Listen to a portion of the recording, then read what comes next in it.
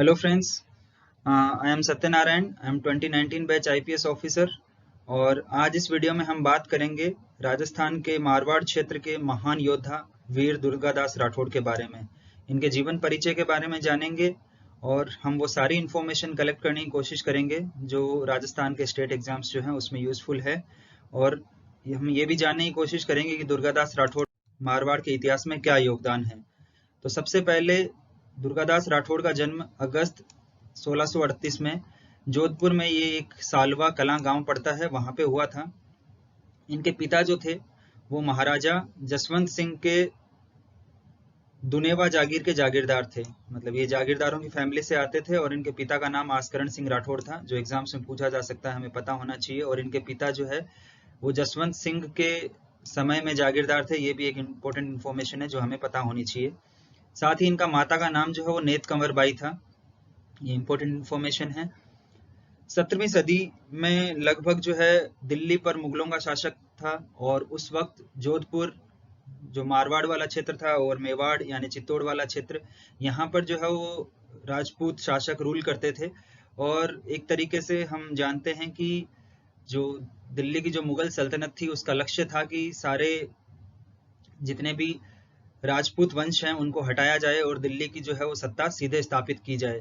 तो इसी श्रेणी में जो है वो 17वीं शताब्दी में जसवंत सिंह के निधन के बाद जो मारवाड़ का जो राठौड़ वंश है उसको बनाए रखने में दुर्गादास राठौड़ का बहुत महत्व है। और उनको इस चीज का श्रेय दिया जाता है कि जब मुगल शासक औरंगजेब जो है वो जोधपुर यानी मारवाड़ पर अपना साम्राज्य स्थापित करना चाह रहे थे और एक कुछ लगभग 25-30 साल के लिए उन्होंने अपना साम्राज्य डायरेक्टली और इनडायरेक्टली स्थापित कर लिया था। उस वक्त जो है वो मुगलों से दुर्गादास राठौड़ ने ही जोधपुर को आजाद करवाया था। और लगभग 80 वर्ष की उम्र में जो है इनका निधन उज्जैन के शिप्रा नदी के तट पर हुआ था, क्योंकि इनको बाद में जो है ये अपना लगभग सारा राजनीतिक जीवन जीने के बाद आध्यात्मिक जीवन की खोज में जो है ये उज्जैन चले गए थे, जहाँ महाकालेश्वर मंदिर जो है वहां पे जाके इन्होंने अपना आखिरी समय जो है वो बिताया। तो अब हम जानते हैं कि इनका इम्पोर्टेंट कंट्रीब्यूशन। अजीत सिंह के पिता यानी कि जसवंत सिंह जो उस वक्त जोधपुर के शासक थे वो अफगानिस्तान गए हुए थे और वहां पे जो है उनका निधन हो गया और उस समय उनका कोई उत्तराधिकारी घोषित नहीं था। जसवंत सिंह की मृत्यु के बाद जो है उनकी 2 रानियों ने बच्चों को जन्म दिया, लेकिन उनमें से एक बच्चे का निधन हो गया। दूसरा जो है वो अजीत सिंह के रूप में उनका उत्तराधिकारी बनना चाहिए था, लेकिन जो मुगल शासक थे औरंगजेब, उनके पास जब ये खबर पहुंची तो उन्होंने जसवंत सिंह के पुत्र अजीत सिंह को उनका वारिस मानने से इनकार कर दिया, क्योंकि उनको लगा कि ये एक इम्पोर्टेंट मौका है, एक अपॉर्चुनिटी है जब जोधपुर और मारवाड़ की सत्ता को जो हथियाया जा सकता है। और इसका फायदा उठाते हुए उन्होंने मारवाड़ में जो हिंदू साम्राज्य जो या हिंदू जनता जो थी उस पर एक जजिया करके एक टैक्स लगता था, आप जानते होंगे, इसके बारे में परिचित होंगे। ये टैक्स भी लगा दिया और उन्होंने लगभग जो है हस्तक्षेप करने की कोशिश की और एक कठपुतली शासक के रूप में इंद्र सिंह को तैनात कर दिया था।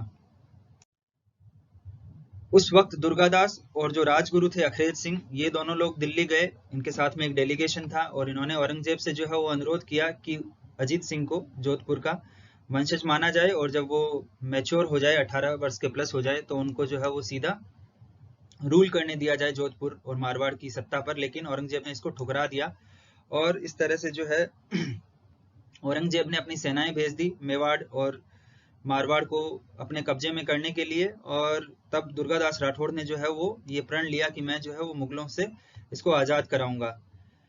क्योंकि उस वक्त अजीत सिंह जो है वो बहुत छोटे थे, लगभग 1 साल से भी कम उम्र थी उनकी, तो उनको सुरक्षित रखना बहुत जरूरी था।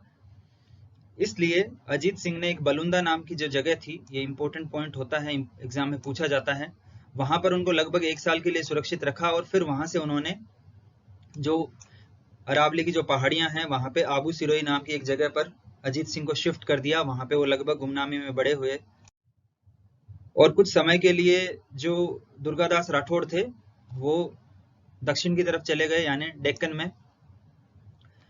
और इस दौरान औरंगजेब ने इंद्र सिंह को हटाकर सत्ता जो अपने सीधे हाथों में ले ली थी और जब मारवाड़ को कंट्रोल किया उन्होंने मुगलों ने, तो दुर्गादास राठौड़ वो थे जिन्होंने इन ताकतों के खिलाफ जो है एक संघर्ष किया कि किसी भी तरीके से जो है वो मुगल शासकों के कंट्रोल से मारवाड़ को बचाया जाए। फिर दुर्गादास राठौड़ जब वापस आए दक्षिण से लौट के, तो उन्होंने तब तक अजीत सिंह जो है वो बड़े हो गए थे, और राठौड़ जो सेना है उसकी बागडोर अपने हाथों में खुद दुर्गादास ने ली। और क्योंकि राजपूती सेना जो है वो मुगल सेना के मुकाबले में कमजोर थी, या फिर आप कह सकते हैं कि संख्या में कम थी, इसलिए जो गुरिल्ला टैक्टिक्स जो होती है, जिसका शिवाजी ने भी इस्तेमाल किया था, गुरिल्ला युद्ध, पहाड़ियों में छुप के और जो दुश्मन पे हमला करना, इन टैक्टिक्स का उन्होंने इस्तेमाल किया, लेकिन पूरी तरीके से वो मुगलों से जो है वो आजाद नहीं करा पाए। तो एक तरीके से हम कह सकते हैं कि एक तरफ औरंगजेब जो मुगल शासक थे, और दूसरी तरफ अजीत सिंह और दुर्गादास जो मारवाड़ के शासक थे, इनके बीच में काफी तनावपूर्ण संबंध रहे, और कभी बीच में डायलॉग होता रहा, कभी बीच में, लेकिन डायरेक्ट कंट्रोल जो है वो लगभग मुगलों का ही था। तो एक दूसरों ने जो है वो धोखे के साथ देखा, और औरंगजेब ने गुजरात के राज्यपाल को आदेश दे दिया कि वो किसी भी तरीके से दुर्गादास को बेअसर करे, चाहे वो उनको गिरफ्तार करे, चाहे उनकी हत्या कर दे। जब दुर्गादास को पता चला इस बात का, तो वो मारवाड़ आए, और वहां पे फिर उन्होंने एक बार जो है वो एक विद्रोही ग्रुप खड़ा करने की कोशिश की, विद्रोही गुट खड़ा करने की कोशिश की, लेकिन इसमें वो इतना काफी हद तक सफल नहीं हो सके, क्योंकि उस वक्त उनके पास संसाधन नहीं थे इतने, युद्ध के बाद जो सेना थकी हुई थी, और ज्यादा जो सरकारी खजाना था उसकी स्थिति भी बहुत अच्छी नहीं थी। और ये सब भी माना जाता है कि जो अजीत सिंह है, जो बड़े हो गए थे, उनके पास खुद की प्रतिष्ठा हो गई थी, तो वो दुर्गादास की जो प्रतिष्ठा और प्रभाव था उससे भी काफी मुक्त हो गए थे। और दुर्गादास और अजीत सिंह के बीच में जो उस वक्त जोधपुर के शासक स्थापित किए गए थे, उनके बीच में एक समन्वय नहीं था, और इस वजह से लगभग जो है उनके रिश्ते भी इतने अच्छे नहीं रहे बाद में।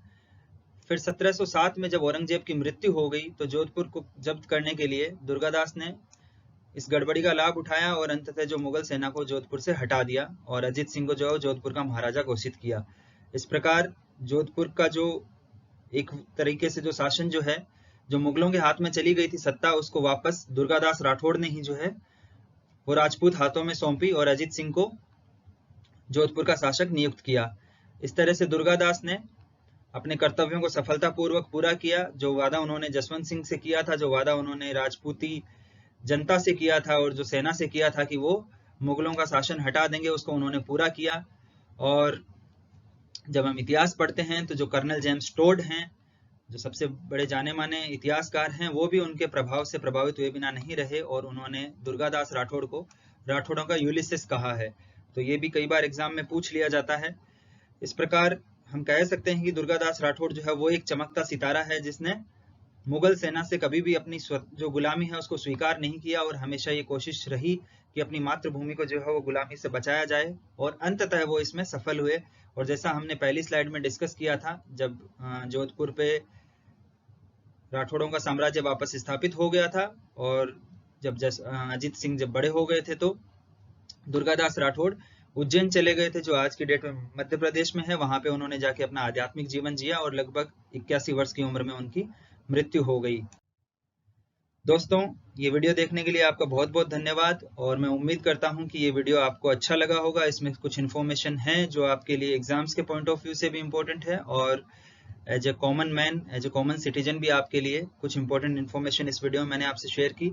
तो मैं आपसे रिक्वेस्ट करूंगा, आप इस चैनल को लाइक करें, सब्सक्राइब करें, और इस वीडियो को भी लाइक करें, और अपने फ्रेंड्स के साथ शेयर करें। Thank you. Have a good day.